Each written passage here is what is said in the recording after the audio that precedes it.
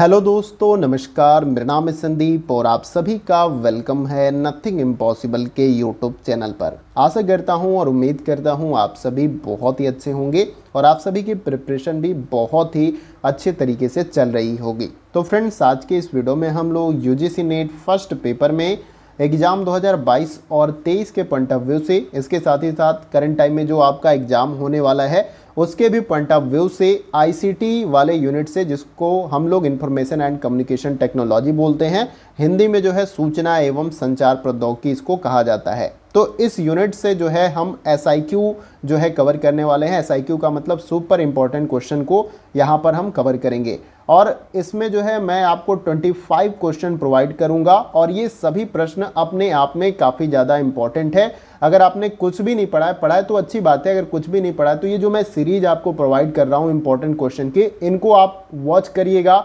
सभी क्वेश्चन को अच्छे तरीके से अटेम्प्ट करिएगा। निश्चित रूप से आपको इस वीडियो से हेल्प मिलेगा, ये मैं आपको भरोसा दिलाता हूँ। इसके साथ ही साथ ये हमारा पार्ट 2 है। इससे पहले मैंने पार्ट 1 प्रोवाइड किया था, तो पार्ट 1 में भी जो है मैंने आपको 25 क्वेश्चन कवर कराया था। वो भी क्वेश्चन काफ़ी अच्छे लेवल के और हर तरह का मैं क्वेश्चन आपको कराता हूँ, चाहे मैचिंग वाला हो गया, कथन और कारण वाला हो गया, इसके साथ ही साथ जो आपके तर्क वाले क्वेश्चन आते हैं वो भी मैं आपको कराता हूँ। तो हर टाइप के क्वेश्चन मैं कराता हूँ, इजी क्वेश्चन, डिफिकल्ट क्वेश्चन। तो जैसे भी प्रश्न आपसे एग्जाम में पूछे जाएंगे आप उनका आंसर इजीली कर पाएंगे और आपको ये सारे क्वेश्चन जो मैं आपको आज कराने वाला हूं प्रैक्टिस सेट की तरह अटेम्प्ट करना है। सभी क्वेश्चन का जवाब आपको कमेंट बॉक्स में देने का प्रयास करना है। तो चलिए फ्रेंड, वीडियो को स्टार्ट करते हैं।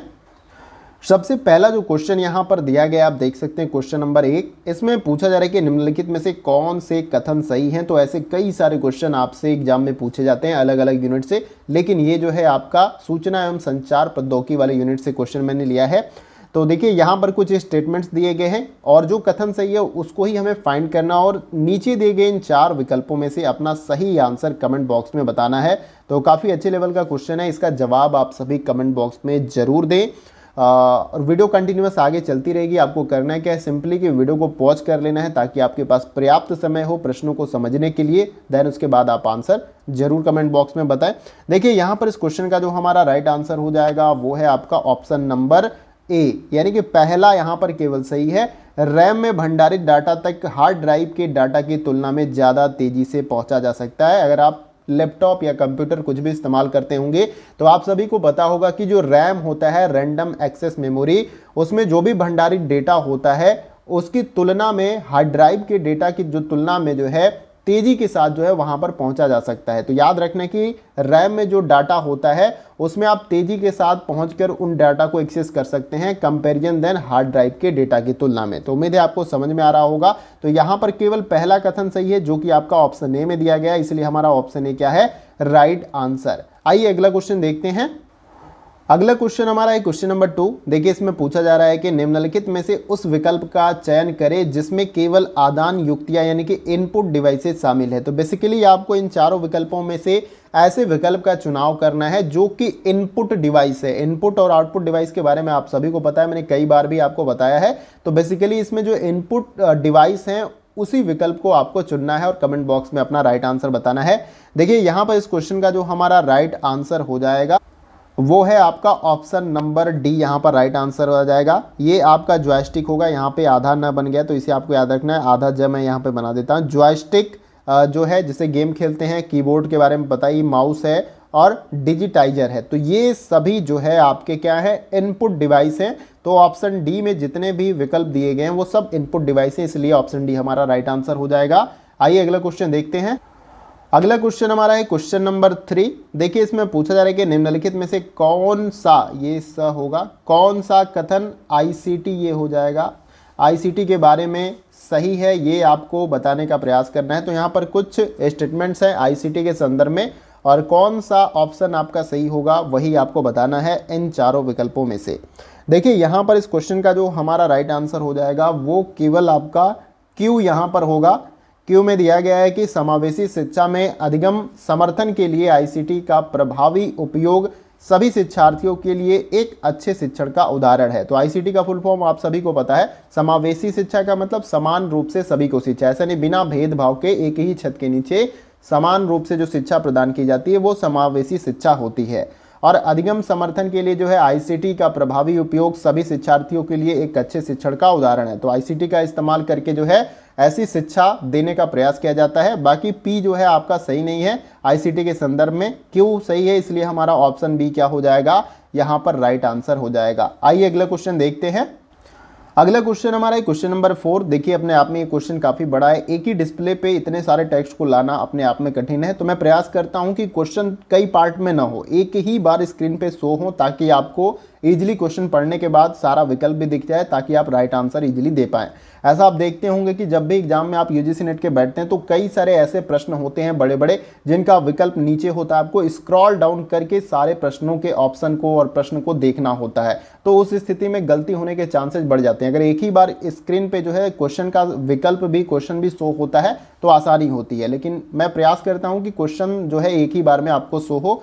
देखिए कंप्यूटर सॉफ्टवेयर के संदर्भ में स्पाईवेयर क्या है, ये आपसे पूछा जा रहा है। इन चारों विकल्पों में से आपको बताने का प्रयास करना है। देखिए यहाँ पर इस क्वेश्चन का हमारा जो राइट आंसर हो जाएगा वो है आपका ऑप्शन नंबर ए। वह सॉफ्टवेयर जिसके उद्देश्य एक व्यक्ति के बारे में उसकी जानकारी के बिना सूचना एकत्र करना है और वह इस प्रकार की सूचना अन्य निकाय को भेज सकता है। तो स्पाईवेयर एक प्रकार का आप कह लीजिए कि वायरस ही एक तरीके से, वो जो बिना इजाजत के आपके सिस्टम से कोई जानकारी लेता है और किसी अन्य निकाय को भेज देता है। तो वायरस ऐसे ही काम करते हैं। तो यहाँ पर ऑप्शन ए क्या हो जाएगा, आपका राइट आंसर हो जाएगा, क्योंकि वायरस भी एक प्रकार का प्रोग्राम ही होता है, ऐसा नहीं कि कुछ अलग से होता है। उसको भी प्रोग्राम किया जाता है इस उद्देश्य से कि लोगों के सिस्टम में अगर वो जाए तो उसमें से डेटा जो है वो लेकर किसी और लोगों को वो भेज सके। अलग अलग तरीके से जो है उसको प्रोग्राम किया जाता है। तो ऑप्शन ए यहाँ पर हमारा राइट आंसर हो जाएगा। आइए अगला क्वेश्चन देखते हैं। अगला क्वेश्चन हमारा है क्वेश्चन नंबर 5। देखिए इसमें पूछा जा रहा है कि निम्नलिखित में से कौन विकी का उत्तर विवरण देता है। विकी यानी विकिपीडिया से संबंधित है। तो इन चारों विकल्पों में से आपको बताना है कि कौन सा विकी का उत्तर विवरण देता है, यानी उत्तम विवरण यहाँ पर देता है, ये आपको बताने का प्रयास करना है। देखिए यहाँ पर इस क्वेश्चन का जो हमारा राइट आंसर होगा वो है आपका ऑप्शन नंबर बी। एक प्रणाली जो प्रत्यक्ष रूप से वेब ब्राउजर से अपनी विषय वस्तु के प्रतिभाग परक अशोधन की अनुमति देता है। यानी कि कोई व्यक्ति अगर चाहे तो विकिपीडिया पे अगर कोई भी आर्टिकल पढ़ता है तो उसमें नीचे जो है कुछ ऐड ऑन करने का विकल्प देता है, यानी कि आप उसमें कुछ लिख सकते हैं, यानी अनुमति देता है। विकिपीडिया एक ऐसा प्लेटफॉर्म है जहां पर आप उनके आर्टिकल में या कुछ जानकारी जो लिखी रहती है जिनको आप पढ़ते हैं उसमें ऐड ऑन कर सकते हैं। विकिपीडिया अनुमति देता है। शोधन का मतलब उसमें कुछ गलतियां तो उसको संशोधन भी आप कर सकते हैं, इसकी भी अनुमति आपको उसमें मिलती है। तो ऑप्शन बी हमारा यहाँ पर क्या हो जाएगा, राइट आंसर। आइए अगला क्वेश्चन देखते हैं। अगला क्वेश्चन हमारा क्वेश्चन नंबर 6। देखिए इसमें पूछा जा रहा है कि अंजलि का शिक्षक ऑनलाइन पाठ्यचर्या प्रदान करने के लिए तैयार किए गए एक सॉफ्टवेयर उपकरण VLI का उपयोग करता है। यह परिवर्णी VLE का क्या तात्पर्य है, यानी कि इसका फुल फॉर्म बेसिकली आपसे पूछा जा रहा है। तो इन चारों विकल्पों में से आपको राइट आंसर बताने का प्रयास करना है। देखिए यहाँ पर इस क्वेश्चन का जो हमारा राइट आंसर हो जाएगा वो है आपका ऑप्शन नंबर सी। यहाँ पर वर्चुअल लर्निंग एनवायरनमेंट जो है VLI का जो है यहाँ पर फुल फॉर्म आपका हो जाएगा। ये आपको याद रखना है, virtual learning environment. I hope कि आपको क्लियर हो गया होगा और ऑप्शन सी आपने राइट आंसर बताया होगा। आइए अगला क्वेश्चन देखते हैं। अगला क्वेश्चन हमारा है क्वेश्चन नंबर 7। देखिए इसमें पूछा जा रहा है कि द्विअंकीय का जो है समतुल्य दशमलव कौन सा होगा। तो यहाँ पर मैंने ऐसे क्वेश्चन आपको बहुत सारे कराए हैं जिसमें अंकों को जो है बाइनरी में कन्वर्ट करना होता है, या तो कोई नंबर दिया हुआ है उसको फिर से द्विअंकीय जो है अंकों में कन्वर्ट करना होता है। तो बेसिकली यहाँ पर पहले ही जो है आपका 1100 यहाँ पर जो है 1 दिया गया है। तो इसको जो है बताना है कि ये किसके समतुल्य है, दशमलव किसके समतुल्य है इन सभी अंकों में से। तो अगर आप चाहो तो एक एक करके सभी को सॉल्व कर सकते हो। सिंपली करना क्या होता है, यहाँ पर मैंने पहले ही सॉल्व कर दिया, आपको बता दें। तो ये 103 का जो है, तो 103 को जो है सिंपली आपको इसका एलसीएम निकालना है।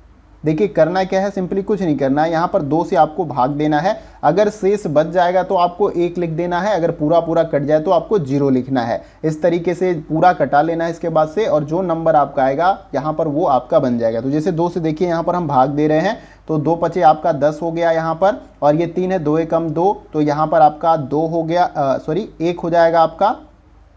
फिर उसके बाद से शेष आपका एक बच गया, तो यहाँ पर हम एक शेष लिख देंगे। फिर उसी प्रकार से 2 से फिर भाग देंगे, तो जब भाग देंगे तो हमारा कितना आ जाएगा, 2 दूना 4 आ जाएगा, यानी 2। फिर उसके बाद से एक बच गया और 11 ये हो गया, तो 2 5 10, ये आपका 25 हो जाएगा। यहाँ पर भी शेष आपका एक बच गया, इसलिए एक यहाँ पर आपका आ जाएगा। फिर 2 से हम भाग देंगे, आपका एक यहाँ पर हो जाएगा। फिर ये 2 दूना 4 आपका हो जाएगा, एक यहाँ पर शेष बचेगा, फिर एक आपका हो जाएगा।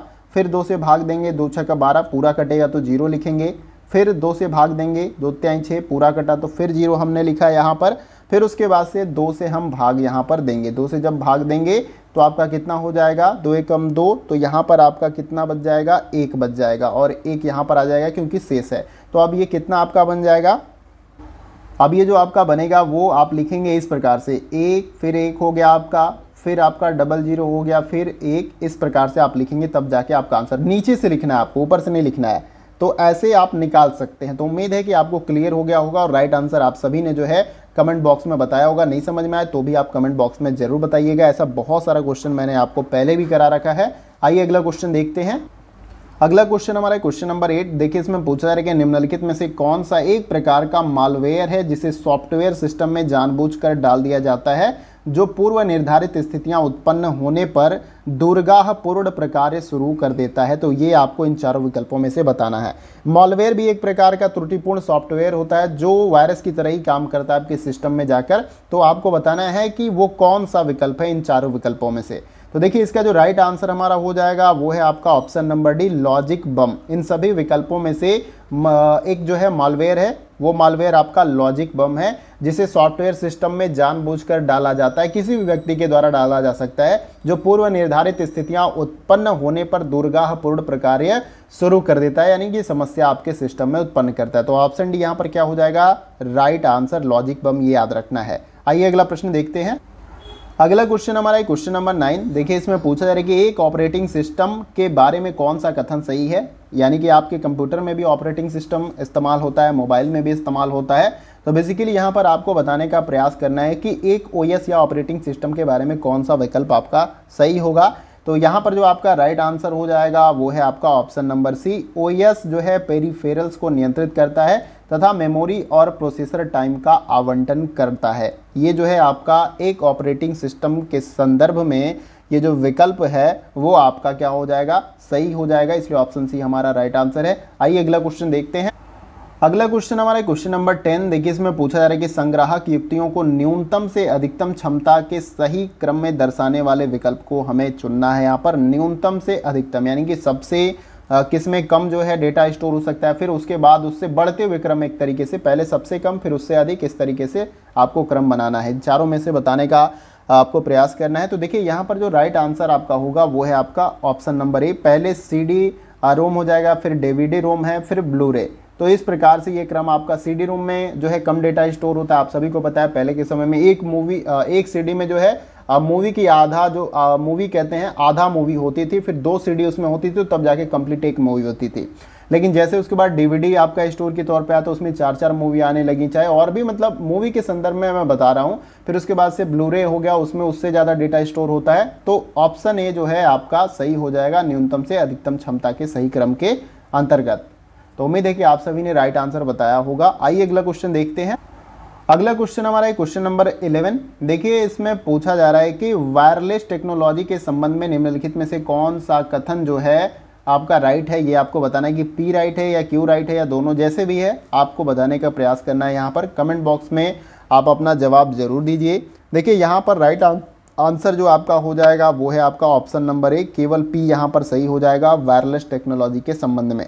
देखिए वायरलेस टेक्नोलॉजी है जिसका उपयोग मोबाइल फ़ोन और हैंडसेट कनेक्ट करने के लिए किया जाता है। तो वायरलेस का मतलब बिना वायर के जो है किसी एक डिवाइस से दूसरे डिवाइस को कनेक्ट किया जा सके, तो वो आपका क्या हो जाता है, वायरलेस टेक्नोलॉजी होता है। तो यहाँ पर जैसे कि एग्जांपल के तौर पे बताया गया कि मोबाइल फ़ोन को हैंडसेट से कनेक्ट कर लिया जाता है वायरलेस टेक्नोलॉजी के माध्यम से। तो आई होप कि आपको समझ में आ रहा होगा। ऑप्शन ए हमारा यहाँ पर राइट आंसर हो जाएगा। आइए अगला क्वेश्चन देखते हैं।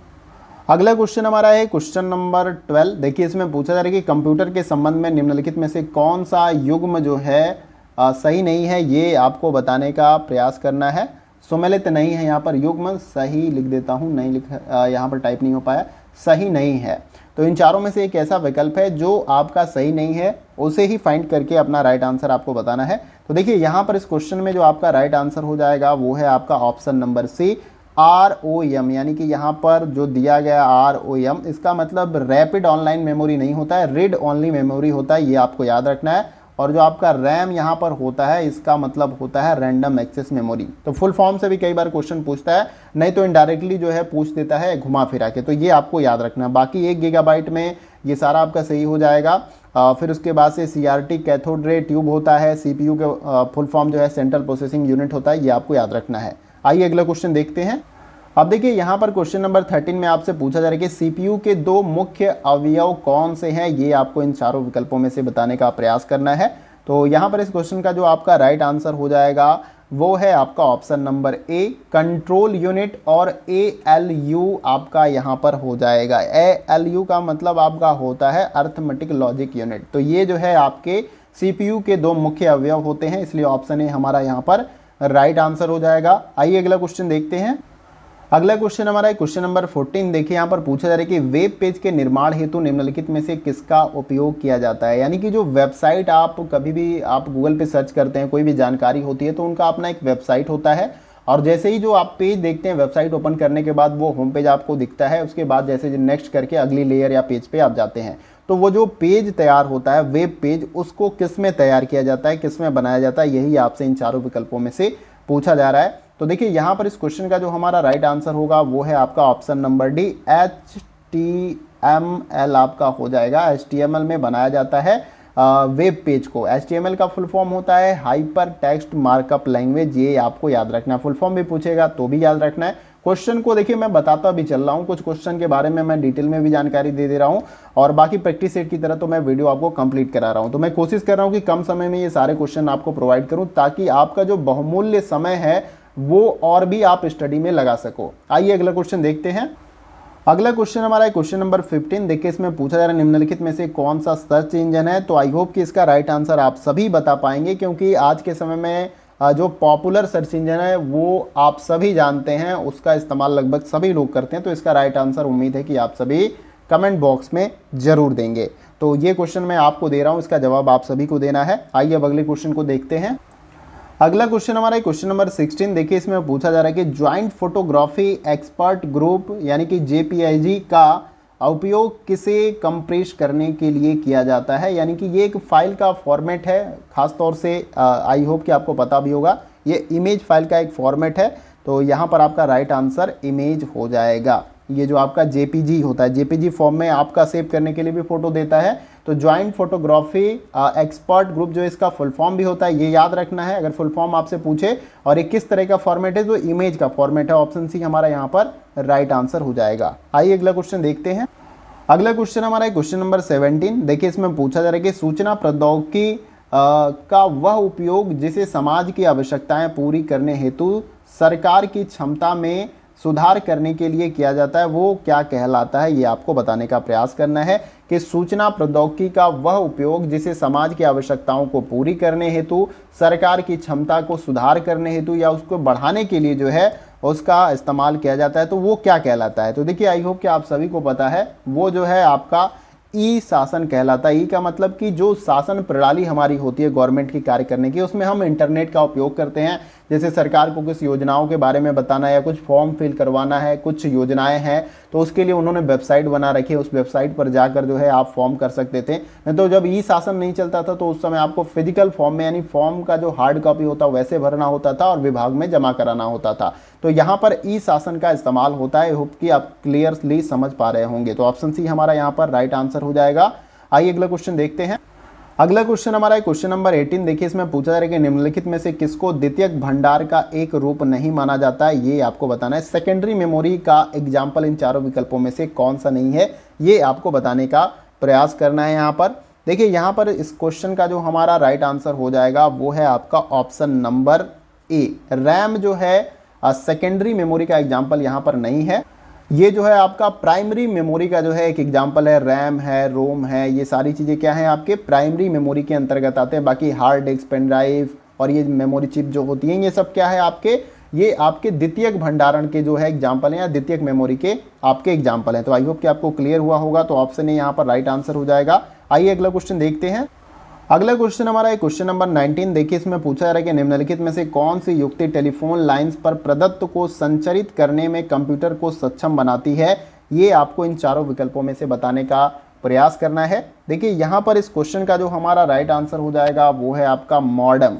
इन क्वेश्चन में क्या पूछा गया था कि इन सभी विकल्पों में से ऐसी कौन सी युक्ति है जो टेलीफोन लाइन पर प्रदत्त को संचरित करने में कंप्यूटर को सक्षम बनाती है। तो मॉडेम का इस्तेमाल जो है इंटरनेट चलाने के लिए पहले किया जाता था, लेकिन अभी तो फिलहाल में बहुत ही कम यूज होता है। तो बेसिकली यहाँ पर ऑप्शन डी हमारा क्या हो जाएगा, राइट आंसर हो जाएगा। आइए अगला क्वेश्चन देखते हैं। अगला क्वेश्चन हमारा है क्वेश्चन नंबर 20। देखिए इसमें पूछा है कि ऐसे समावेशी पद की पहचान कीजिए जिसमें कंपनी के व्यवसाय के लिए इलेक्ट्रॉनिक प्लेटफॉर्म का उपयोग सम्मिलित होता है।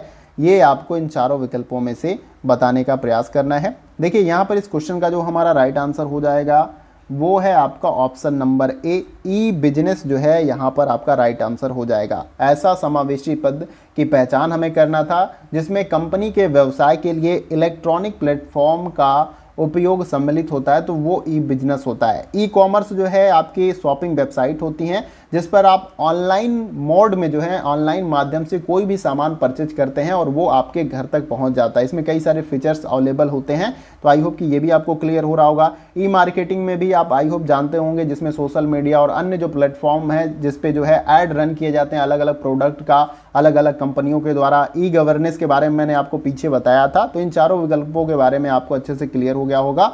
आइए अगला क्वेश्चन देखते हैं, लेकिन इसमें ऑप्शन ए आपका राइट आंसर है, ये आपको याद रखना है।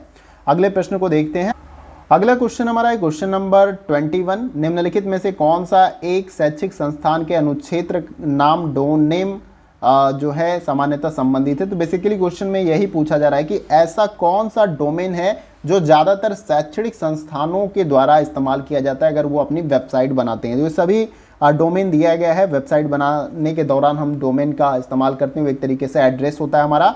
तो देखिए यहाँ पर इसका जो राइट आंसर हमारा हो जाएगा वो है आपका ऑप्शन नंबर बी। यहाँ पर edu जो है डोमेन नेम, इसका इस्तेमाल शैक्षिक संस्थानों के द्वारा किया जाता है अपनी वेबसाइट को बनाने के लिए। और इसके साथ साथ आपका .com है, तो ये भी आपको पता है, ये भी वेबसाइट के लिए ही इस्तेमाल किया जाता है। तो बाकी सभी डोमेन के बारे में भी आपको याद रखना है, लेकिन यहाँ पर ऑप्शन बी हमारा राइट आंसर है शैक्षणिक संस्थान के लिए। आइए अगला क्वेश्चन देखते हैं।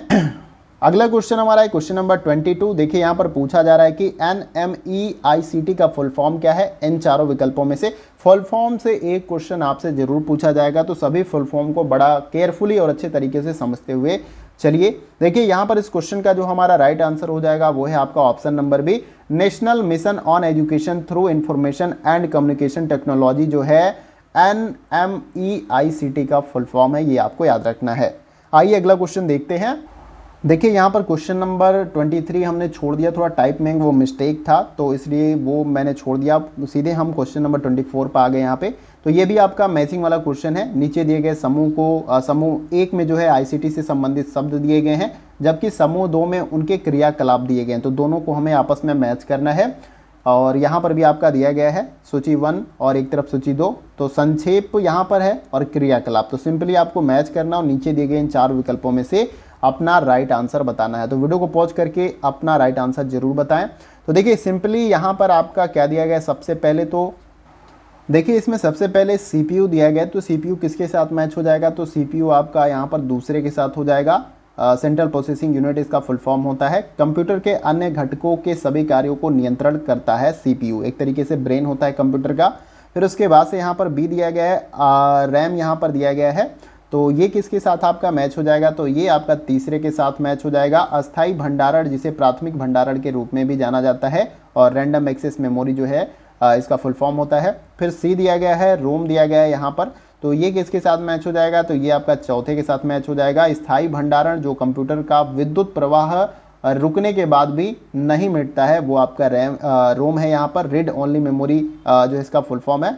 फिर डी है आपका LCD, तो ये किसके साथ मैच होगा, ये आपका पहले के साथ मैच हो जाएगा। यहाँ पर एक चपटे स्क्रीन वाले मॉनिटर पर प्रयुक्त तकनीक जो है आपका LCD है।